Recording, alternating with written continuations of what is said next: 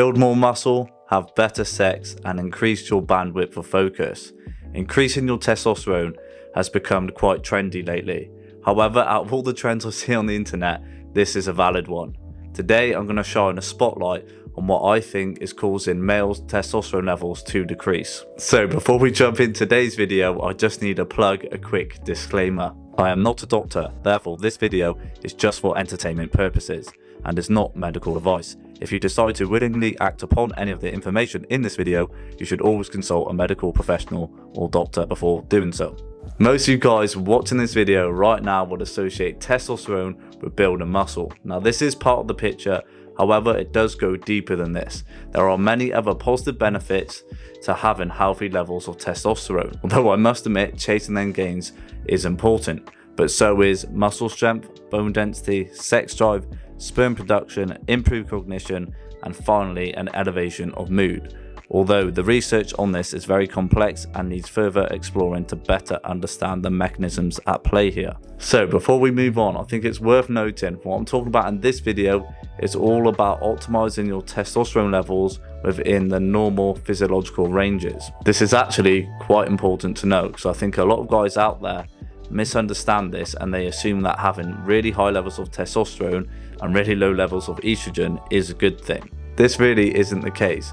If someone is outsourcing testosterone synthetically, i.e. through steroid hormones, then if they're abusing them or not taking them correctly, they could overshoot their natural physiological ranges of testosterone, which would then cause, or at least potentially cause, a whole host of side effects, which for most people isn't going to be that pleasant. I say this because of the rise of social media. I've noticed so many young guys who are jumping on SARMs, unsupervised steroid cycles, or even prescribing to the belief that they need to jump on TRT for aesthetic reasons. It's crazy. It's like, dude, you're literally 17 and you've been training naturally for 2 years. It's ridiculous. Like, get the fuck outside, get some sunlight on your skin, and grind away for at least another 8 years before you even consider any of these avenues. The same principle for optimizing hormone balance applies to estrogen. Yes, even in us guys, it's very important that we have normal levels of estrogen because it's important for functions such as bone density, mood,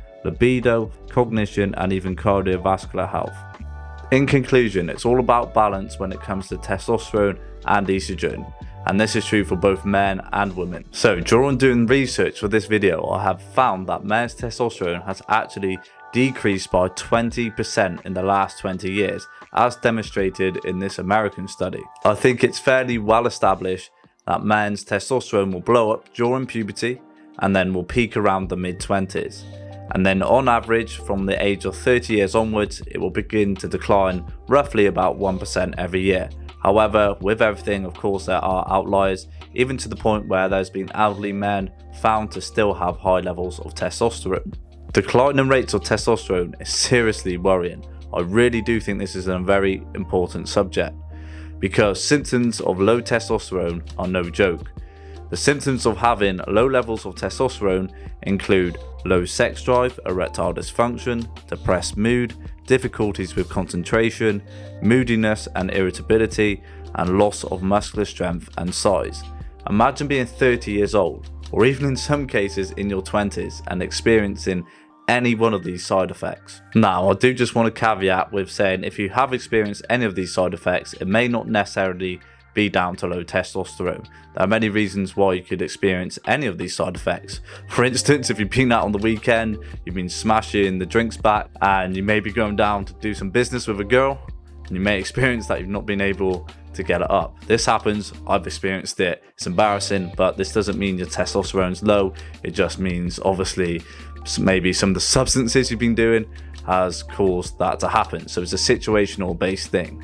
So ultimately, one of the best ways to get an understanding if your testosterone levels are low is get blood work done. This is a little snapshot or a window into what's going on inside your body essentially. So don't go second guessing things, just get blood work done, and I'm going to go into exactly how you can do that later in the video. Now what I'm going to talk about, in my opinion, is not discussed enough. There is an abundance of videos online of how to improve your testosterone levels, but rarely do these videos talk about what's negatively affecting them in the first place. Imagine running forwards with a resistance band around your waist. You may make some progress, you may move forward a few inches, but inevitably you're going to be dragged back. This is kind of the same principle. 5 tips to improve your testosterone may be helpful in the short term. You may get a few insights on it, but if you're not actually addressing what's negatively affecting your testosterone levels in the first place, then it's going to be very difficult to make progress. So guys, keeping that in mind, let's actually take a look at what's negatively affecting your testosterone levels. Okay lads, listen up, because one of the silent assassins on males' testosterone levels in today's society is synthetic estrogens. Now, I really don't think it's that much of a bold statement to suggest that men are slowly being poisoned by synthetic estrogens. Now, I don't say this to scare you, or this isn't a conspiracy theory, and I'm not saying it's going to kill you, but it definitely is harming our testosterone levels. Now, this is because synthetic estrogens pollute, or they get into our food, into our water, and just day-to-day products that we use, which then causes our estrogen levels to go out of sync or out of balance, and then this disrupts our testosterone as a result. When looking to optimize your testosterone levels, we really want to focus on the heavy hitters. Now, removing synthetic estrogen from your bloodstream is a very good start.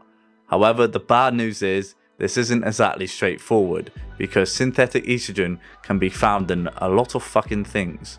These things include plastics such as food packaging, personal care products. This includes shampoos, moisturizers, lotions, and aftershave.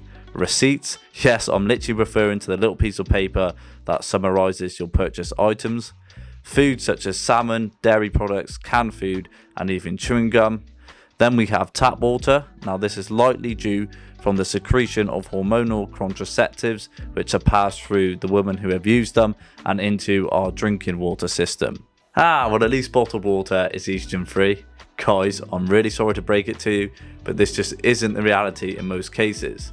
The plastic that makes up the water bottles contain BPAs, and these BPAs can secrete synthetic estrogens, so it's very difficult to escape it.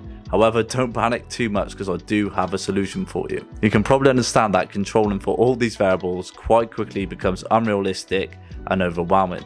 Now, it is important to note that the doses of synthetic estrogens is likely going to vary on your geographical location and the ingredients that you use for your day-to-day products. Remember, we're aiming to take care of the heavy hitters. These things are going to be the most easiest to control and are going to lead to the most significant changes for the positive. Now, I've listed a bunch of things that you need to be aware of, and most importantly, the solution to get around them. Right guys, let's begin with BPAs. This is a chemical found in polycarbonate plastics. Now, the ones that we need to be concerned about are water bottles, for the reason we just discussed, and plastic meal prep tubs. Now, I'm laughing because most of you watching this video right now will probably have your weekly meals prepped in some plastic Tupperware. It does get worse. Now, I hate to be the bearer of bad news, but microwaving your food in plastic Tupperware or plastic containers that contain BPAs amplifies the secretion of synthetic estrogen. So the heat from the microwave amplifies the secretion of synthetic estrogen. Now, this really isn't good, because unlike organic estrogen, so estrogen that our body produces naturally, synthetic estrogen is hard for our body to process. Therefore, it makes it very difficult to excrete, which means it can build up in the body slowly over time, which then affects our normal estrogen levels, which leads to our testosterone being affected negatively. Now, if you was like me, you've been microwaving your food in plastic containers for years. So yes, after I heard this news, I legit was double checking that I wasn't going to grow a pair of tits. As I alluded to, the structure of synthetic estrogen closely mimics that of organic estrogen, so much to the point that it actually affects or interacts with our estrogen receptors. Now, some studies have shown this is actually problematic for our testosterone levels. Okay, the good news for this is that the solution is really simple and pretty easy to implement.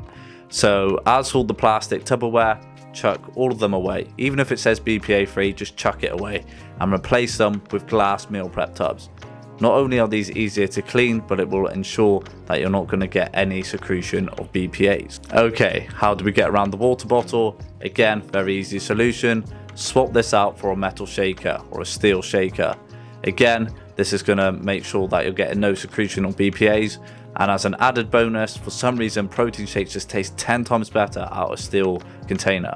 I don't know why that is. If anyone else has experienced that, please drop a comment below. But yeah, honestly, chuck out water bottles and replace them for a steel shaker or steel water bottle. Now, I did briefly mention that the water system, i.e. your drinking water, may be polluted with synthetic estrogens. Now, I'll be completely honest, I don't know the extent of this without doing lots of research. However, if you want to control for this variable or you're really worried about it, you can purchase a Berkeley water system, and this just basically filters out all the chemicals in the water. However, these are quite expensive, but if you're really worried about it, it's a good option to explore. So by just making these small changes or tweaks, you're limiting your exposure to synthetic estrogens and you're making your life a little bit more convenient. Glass tubs, easier to clean. Protein shakes taste 10 times better in a steel container. So if you ask me, it's a win-win. Okay guys, I'm going to run you through some other factors that can negatively affect your testosterone levels. So being overweight or obese will mean that you have a high body fat percentage. Therefore, you will have an increased expression of the enzyme aromatase, which will lead to a decrease in testosterone through the increase of estrogen. On the other end of the scale, research has shown that having low levels of body fat, usually single digit, so we're probably talking 8% or lower, can also negatively affect your testosterone levels. Now, this is most likely evident for bodybuilders who compete on stage, whereby their body fat levels are extremely low. Now, moving on to poor sleep quality. Now, I don't want to teach you how to suck eggs, but I really do think it's obvious for most people that if you're not having a great night of sleep and this is happening consistently, this isn't going to be great for your health, let alone testosterone levels. So if you don't know the importance of sleep, then I strongly recommend you go away and educate yourself on it. Sleep restriction has been proven to lower men's testosterone levels, even in healthy young men, as demonstrated in this study. Now, one thing I do want to highlight with this study is that the duration wasn't that long. It also was done in controlled lab conditions, which can mean that applying this into a practical sense or into a real life scenario where other life stresses can be involved, and the restriction or duration of sleep restriction could be even greater through a variety of reasons. Maybe you've got kids, maybe you're stressed at work, whatever it is. It could be a good guess, or I think it's a fair guess to say we could see a more aggressive drop off in testosterone than we have seen demonstrated in this study. Okay, moving on to dietary factors. So consuming a diet that is low in dietary fat is problematic. Now, you need to be careful when prescribing to any low fat diets. Now, I do understand this is quite prevalent or popular in weight loss communities, where prescribing low fat diets is given in the hope of fat loss. Now, not only is this unnecessary for weight loss, but it's also harmful from a testosterone point of view. So I'll be very cautious when prescribing to low fat diets, especially if the goal is weight loss, because it really is not fat that is causing you to gain weight. It's just about calories restriction and controlling your calories, but that's a separate video anyway. Then interestingly, we do have some evidence to suggest that being deficient in zinc may cause testosterone levels to decrease. There has been a study in humans that significantly correlated, now the key word here is correlated, a decrease in serum testosterone concentrations after 20 weeks of zinc restriction in a controlled environment. Now, I will point out the study I have just cited is fairly old. However, this doesn't mean that you should disregard any of the information. Although I do admit it would be nice to have some more or recent data in humans on the effects of zinc on testosterone.